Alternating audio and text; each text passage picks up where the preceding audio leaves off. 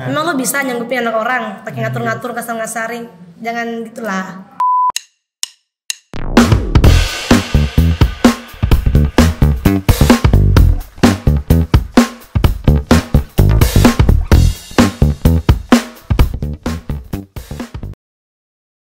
Jadi di sini kita bakalan Q&A lagi setelah sekian lama gak buat video. Jadi kita mau bikin Q&A bareng Kak Olive lagi nih. Halo Kak Olive. Ya lo. Gak usah yang ekstrim dulu ya kali, karena kemarin-kemarin itu ekstrim mulu. Jadi kita bakalan ngebahas toxic relationship. Biasanya dialami oleh pasangan-pasangan yang lagi pacaran, apalagi anak muda zaman sekarang kan dia lebih ke toxic kalau menjalin hubungan. Gimana pendapat Olive kalau dengar yang pasangan kayak gitu? Apa ya? Kalau dibilang sayang kan, emang mungkin kadang ada laki-laki karena saking sayangnya dia nggak mau. Kalau misalnya ceweknya lagi dilarang ini, larang itu, tapi ceweknya ngebantah kan, Bener, pasti bener. kadang kayak kasar gitu. Kadang ada cowok kayak gitu sih emang. Banyak. Tapi kalau menurut saya sih kalau cowok-cowok gitu mending dibuang. Oke. Sepakat sih, soalnya kalau cewek tuh butuh disayang ya. Ya lah, kita kan butuh kasih sayang, butuh dilembutin gitu kan. Kalau main kasar-kasar kayak gitu mah kita juga bisa. Kalau menurut saya sih kalau cewek-cewek yang kayak gitu menurut saya goblok ya, kayak kadang ada yang saking bucing-bucinya sama cowoknya, biarpun dipukul atau dikasari sama cowoknya masih aja balik, di iniin sama cowoknya masih aja balik, goblok kan. Maksudnya kayak nggak ada cowok lain gitu. Dia saking cintanya, saking bucingnya gitu. Bahkan dia rela ngasih segalanya buat cowok. Segalanya udah dikasih ini semuanya. Bener ya kayak gitu. Ya emang kayak gitu kayak kan, itu udah apa ya, udah lumrah lah, udah lumrah. Udah biasa lah kalau zaman sekarang kan, anak-anak zaman sekarang emang kayak gitu. Jadi orang-orang sekarang nggak usah heran kalau pacaran zaman sekarang. Pengalaman pribadinya Olive seputar toxic relationship itu, pernah nggak ngalamin hubungan yang kayak gitu? Kalau dibilang kasar mungkin secara pendapat cowoknya dia nggak kasar, tapi kalau kita sebagai cewek ngerasa itu kasar. Kayak misalnya dia narik tangan gitu kan, kayak kalau ngelarang-larang terus dia kayak ngebentak itu udah termasuk kasar. Tapi kadang ada cowok yang merasa itu dia nggak kasar, itu cuma sebagai bentuk kasih sayangnya dia, tapi maksudnya gak usah terlalu berlebihan lah. Tapi pengalamannya pernah nggak Olive dikasarin sama cowoknya? Kepanasan Kak Olive-nya. Pernah nggak? Enggak sih. Nggak pernah. Kalau misalnya aku udah kenal sama cowok terus udah aku lihat kriterianya itu kayak apa ya, sedikit cara ngomongnya aja udah kasar, udah mundur. Enggak lanjut lagi lah. Awalnya Kak Olive bisa kenal sama cowok kayak gitu emang langsung tau sifatnya atau pas kenal jalan ininya? Karena itu banyak kan cowok tuh manis banget gitu pas pertama kenal. Iya benar. Kenal kan manis, terus pas awal deket. Kadang juga kalau zaman sekarang ini tuh yang paling sering saya alami tuh nggak ada kata tembak-tembak gitu kan. Benar. Langsung aja jadian. Gitu. Langsung kenal langsung jadian gitu. Jadi kalau saya nggak mau kalau kayak gitu kan, memang harus ada kejelasan, ada apa?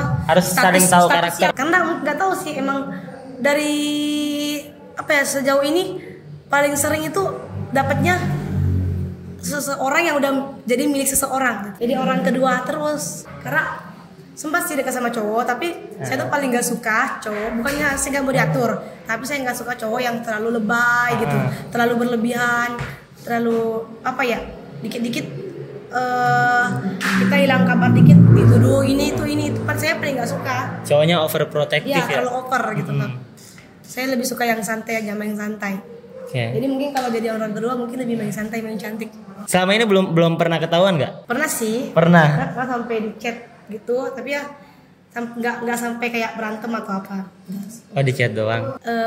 Menyukai seseorang yang udah punya kan, jadi milik orang itu harus main cantik, jangan terlalu kelihatan gitu.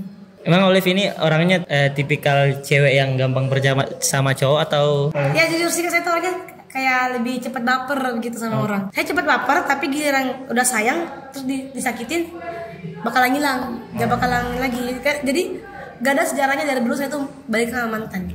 Gak ada sejarahnya. Berarti lebih ini ya, lebih ke pokoknya kalau udah jadi mantan ya mantan. Gak mungkin dong kita udah mau pakai tisu bekas lagi. Anjas, denger tuh. Gimana sih sampai Olive bisa tahu kalau orangnya tuh toksik? Ya kayak apa ya? Gini, kayak kenal, terus udah dekat. Tapi belum ada status yang pasti gitu, gak ada kepastian bilang ini pacaran atau apa sih. Tapi kok dia kayak apa ya, kayak ngelarang-larang, kamu nggak boleh gini, kamu nggak boleh gitu. Dia ngeliat kita sama cowok lain, dia kayak kasar, marah gitu. Berarti di situ mulai kelihatan pas sudah ngejalanin beberapa bulan lah. Kita tuh kayak seolah kita lagi ini deket sama dia tapi malah deket dengan orang lain. Tapi itu wajar kan, karena kan dia juga gak ngasih kepastian gitu. Jadi semacam seleksi lah. Boleh dibilang seleksi sih. Jadi karena dia bilang kamu nggak bisa setia dengan satu cowok, bukannya nggak bisa setia, karena setiap cewek itu butuh kepastian, butuh kejelasan gitu. Jadi kalau dia dekat sama cowok ini, dekat sama cowok itu, dekat sama cowok ini, dia bukannya kayak semacam playgirl atau buaya gitu, tapi itu cara cewek memilih, dia memilih yang terbaik, paling baik gitu. Itu aja kriteria cewek yang terlalu goblok dalam urusan percintaan. Aku sedikit udah kayak ada sifatnya bikin saya ilfil udah.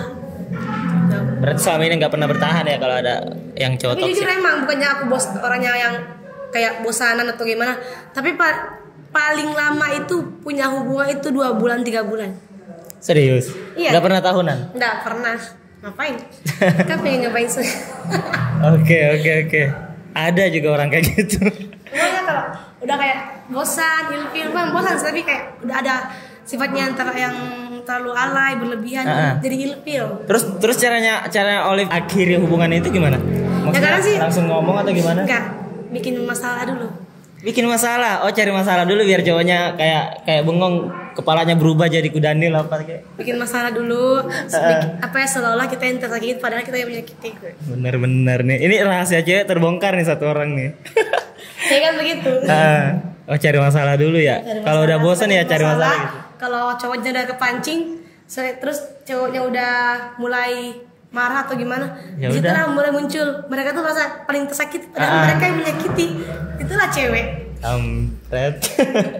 Oke teman-teman, jadi itu pengalaman toxic relationship-nya Olive. Jadi kalau ngejalin hubungan terus dia ya udah ilfil sama cowoknya, ya cari masalah. Cewek-cewek luar sana jangan terlalu goblok-goblok lah. Dalam kalau masih pacaran aja jangan terlalu bucin-bucin atau goblok-gobloknya.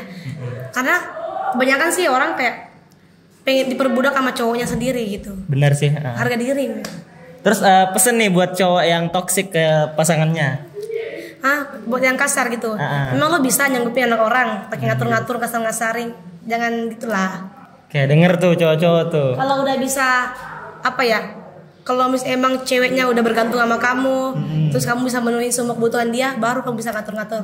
Kalau udah sok ngatur tapi nggak ada apa-apa, itu ngapain?